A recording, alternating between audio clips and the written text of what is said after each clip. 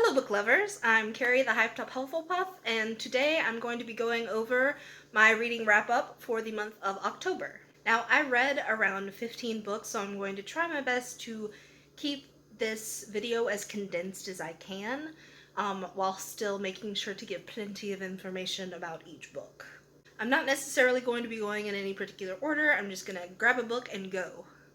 I almost forgot that I said I was going to start going over what I'm currently reading and what I'm drinking at the moment at the beginning of each video like this. What I'm reading right now is If on a Winter's Night, A Traveler by Italo Calvino. The plot is a little too complex for me to go over at the beginning of this video, but maybe it will end up with a video all on its own. And what I'm drinking is wassail, which is wonderful for the holidays. My husband made it for a Friendsgiving that he ended up going to recently. It's very cinnamony and very spicy, and similar to apple cider. It's great for the holidays. It's great for cold winter's nights and stuff like that, and it's super tasty. One of my favorite drinks in existence. The first book I grabbed is Red Dragon by Thomas Harris. It circulates around a character named Will Graham, who was the FBI investigator who captured Hannibal Lecter. He needs to then use Hannibal Lecter's expertise in order to catch a killer who calls himself the Red Dragon.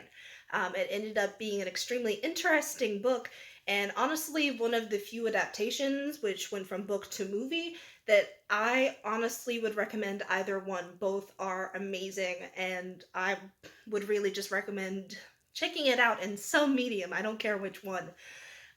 This was the only book that I gave anything close to 5 stars during my Halloween 24-hour readathon, which was kind of a bust. I think I ended up giving it 4.5 stars, and it is a book that I would highly recommend reading.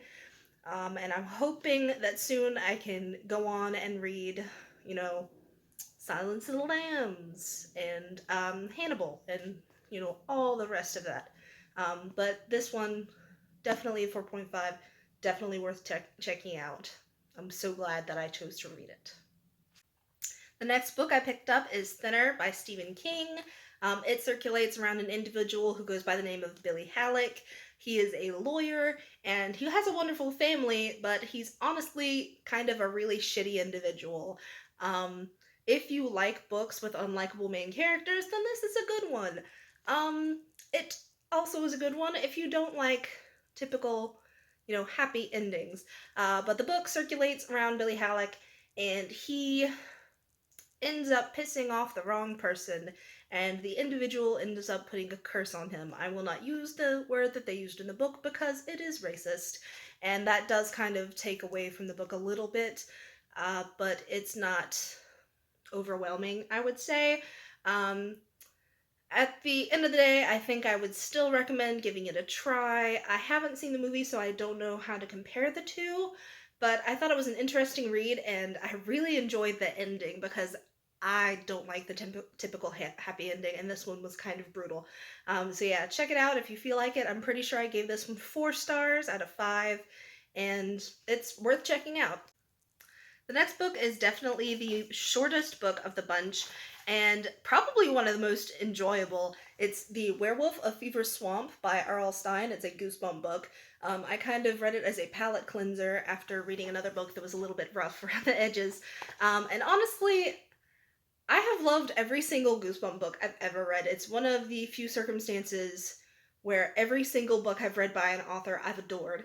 I think these books are adorable and cheesy and just totally worth taking the time to just, sit down and knock one out, 1 or 2 of them out. And they're so short. This one's about 115 pages. It is basically about this individual named Grady who gets this new dog, and then a series of disappearances start happening, and people start hearing something howling at the moon at night, and everyone blames this new dog that Grady gets, but he knows for a fact that it's not his dog. And I won't give away the ending, but it was definitely worth the read. It's a cute little book, super cheesy, and has another, surprise ending, what's meant to be a surprise ending. I never really know how to rate books like this because I love them all, but they are technically children's books. So I can't really rate them based on the same system that I would an adult's book. But if I have to compare it, I would say like a 4 or 4.5. I really enjoyed it. If you like things like this, if you like children's books and stuff that's really cheesy and just really cute and has enjoyable twists and turns, then definitely give it a try. It would be particularly great if you have a child who is around the area of maybe like third to sixth grade, depending. I think that's about when I read them. But yeah, either way, definitely recommend them if you've never given them a try. The next book is The Night Circus by Aaron Morgenstern, and this quickly became one of my favorite books in existence. It's so wonderful and whimsical, and it's just, you have to read it to see. But it circulates around a circus, which only operates at night, and a competition by two individuals who end up falling in love. That's as much as I want to give away, but it's immensely interesting and absolutely something worth giving a read if you have the time. Like I said, I'm trying not to go too in-depth with any of these because I don't have a lot of time, but I also kind of want to give a little overview of what the book's about and what my rating is. For this one, my rating is absolutely 5 stars. um, Definitely recommend it. It takes a minute to kind of get into. The beginning's a little bit of a drag, but the rest of it is just so worth it, particularly the ending. And it's so whimsical and lovely. And it's not all romance. I know a lot of people are kind of marketing it as solely a romance, but it's not. It's also a little bit of an adventure, and there's a lot of really interesting circus elements going on there, if that's your thing. The next book is The A-to-Z Guide to Serial Killers by Harold Schechter and David Everett, Encyclopedia to Serial Killers. Sorry, not guide. And it's what it says. It is a encyclopedia to serial killers arranged in A to Z order. And it was immensely informative, but also a little bit old. It was from the 1990s, meaning a lot of the stuff that was referenced was a little bit obsolete. It was talking about meeting people through personal ads and things like that. And I think I would have preferred to see a encyclopedia guide which solely focused on the serial killer. I'm certainly not saying that I disliked it. I just would have preferred an updated version, I think, and something that focused a lot more on the actual serial killers themselves. I think I ended up giving this one a 3 or a 3.5, but I honestly cannot remember. It's interesting, but honestly, if you can find something that is more modern, that is similar, or if it's by the same people, I would probably recommend that more than this one. This one, it's interesting to kind of see the references made in more of a historical context, but at the end of the day, it's not updated for modern dynamics. The next book is The Omen by David Seltzer. It is about a couple who has a child and then ends up basically finding out that that child is the Antichrist. And shenanigans ensue. It is a horror novel. It is not as lighthearted as I am making it sound. But this is basically what Good Omens is based off of, along with a couple of others. It's absolutely worth the read, if only to be able to read the ending, I feel like. There are a lot of disturbing elements, and I would definitely look up a list of triggers before jumping into this book, but it's still very interesting, and it's a fairly short read. I think it was around 300 pages, probably less if I remember correctly, and I ended up giving it a 4, if I remember correctly. This is what happens when you don't record your reading wrap-up directly after the month is wrapping up. It's way too late for this, Carrie. What are you doing? The next book is Cujo by Stephen King, which is about a woman and her child getting stuck in a car on a hot summer day, trapped by a rabid Saint Bernard. This book was rough. Ha, ha, no pun intended. Um, it was also very interesting, though now that I am reviewing this book, I'm remembering that this is the one that I gave 4 stars, and Thinner is the one that I gave 3.5 because it was a little problematic. Well, a little, it was fairly problematic. But this one, 4 stars. Um, I don't know if I would necessarily read it again, honestly. I might sometime soon. But it's another one of those endings where it's semi-happy, but it's bittersweet. Definitely not what I expected to happen, and was one of the reasons that I kind of needed to take a minute and step back from the horror of it all. But yeah, definitely one that I recommend reading. Just make sure that you kind of mentally prepare yourself ahead of time.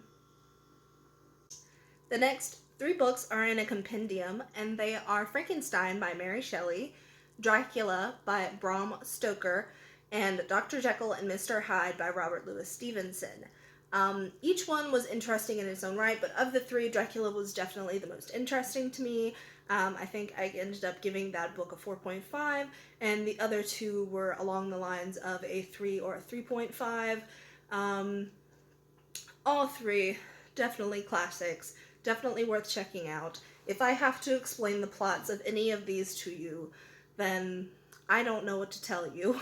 You have been living under a rock, and I need you to read them more than anyone, honestly. But yeah, classic horror, definitely need to read, especially if you can find them in a nice, neat little package like this with an introduction by Stephen King.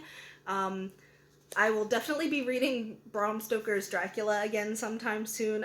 It was a little bit amusing, a little less dry than the other 2. Whether intentionally or not, the original main character named Jonathan was extremely oblivious in the beginning, and it honestly just made it that much more enjoyable for me. The next book is The Girl Who Loved Tom Gordon by Stephen King. It is about a family who goes on a hiking trip, and the daughter ends up lost in the woods. And she kind of ends up surviving by listening to her radio and kind of losing herself in her imagination, imagining that the baseball player, Tom Gordon, is there with her, and kind of keeps her going. It's great if you like stories about survival. It's also rather creepy. The ending is very Stephen King. I will say that. It's a little bit weird, but at the same time, I highly enjoyed this book. I'd give it a 4.5 or a 5, honestly. It's absolutely on my favorites now, and being that I personally was lost in the woods once in the Appalachian Mountains of North Carolina, I can absolutely relate to what this girl was going through. Even if it wasn't to the same extent and I was an adult when it happened. But yeah, she's a little survivor, and I absolutely recommend this book if you are looking for a Stephen King book to get into. This next book, I think, is the first one that I would not recommend really to anyone, and that is Sharp Objects by Gillian Flynn. It is written well, but honestly to its detriment. It's about a individual who suffers from self-harm and suicidal ideation, and she ends up having to help to solve the murders of 2 preteens who live in her area after getting out of the hospital for these issues that she is having. It's immensely triggering if you have suffered from any of these issues, if you have dealt with self-harm or suicidal ideations or depression of any kind, honestly. And I feel like it does more harm than good. Especially with the fact that it has a razor right there on the cover, and I don't think it really keeps in mind the harm that it can do to others, if that makes sense. An interesting read. If it sounds like it's up your alley and you're just really up for something dark, go for it, but I wouldn't necessarily recommend it. I think I gave it maybe a 3 because honestly, I do like Gillian Flynn and I do like the writing, but I don't recommend it. The next book is Night Shift by Stephen King, which is a collection of short stories written by Stephen King. Some of them are horror, some of them are just sad, some of them are drama, or dramatic rather. I believe I gave this book 5 stars, and for good reason. It's immensely interesting, and a lot of the stories tie back into other works that Stephen King has done, particularly Salem's Lot and The Stand, I believe. This book would be great if you are a beginner to Stephen King or if you've never read anything by him, because it has, I think it was like 20 different short stories, and each of them is different, and you can really get a taste for what his writing is like. But there was not a single story in this that I did not enjoy in some way, and I absolutely suggest it. Whether you're new to Stephen King or, you're a seasoned veteran, give it a go. This last book is City of Bones by Cassandra Clare, and this is the last physical book that I have to cover. It is about a world where basically anything that you can think of that is fictional in this universe is real. That's the best way that I can put it. Vampires and werewolves in particular, fae, things along those lines. And the main character is a shadow hunter who basically wants to keep all of these things in line to keep from injuring humans or even going at war with each other. She's a shadow hunter. This is the first book in the series. I thought it was extremely interesting. I thought it had a great twist ending. It was a little bit predictable, but it was also so much better than I was originally expecting. I know a lot of people kind of warned me away from it, and yet others told me I should read it, so I wasn't really sure what to expect. It's got a lot of supporters and it's got a lot of haters, but I am a supporter and I loved it much more than I really thought I would. So if you have the time, check it out. I'd give it somewhere around a 4 or a 4.5, and would definitely read again, and I plan on reading the rest of the series sometime soon. The last 2 books are audiobooks that I listened to. The first one was City of Ashes by Cassandra Clare. It is the sequel to City of Bones. It follows along the same line, but I cannot give you the storyline to the second book without giving away some of the spoilers for the first book, I feel like.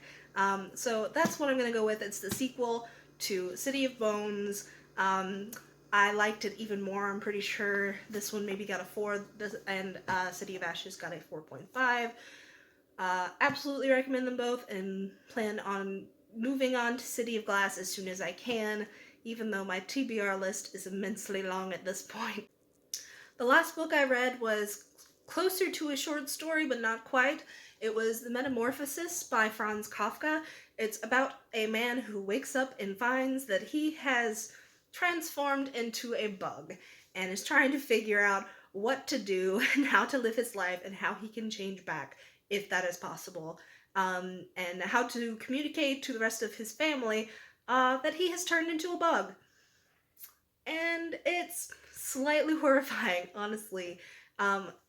Some elements of it are almost comedic, but at the same time, it's rather horrifying. It reminds me a little bit of Body Modification, along the lines of maybe Tusk, but not quite to that extreme. That's just kind of what it feels like to me. I enjoyed the book. I'm not going to say I disliked it, but at the same time, I can see why others would have issues with it. I gave it somewhere between a 3.5 and a 4, if I'm not mistaken. And it's a very short read and definitely deserves to be a classic. If you have time, go ahead and check it out. If not, these are all the books I read in October. It was a fairly productive month. I was honestly hoping that November would be more productive, but from the way things are going, it really doesn't seem that way. I haven't finished a single book in November, and it took me until, November 21st to record my wrap-up for October. But yes, that's the haul. And I hope that you are all having a wonderful day. Don't forget to like, share, subscribe, and, the most important thing, don't forget to love yourself, because you're worth it. Be safe out there, and I'll talk to you later.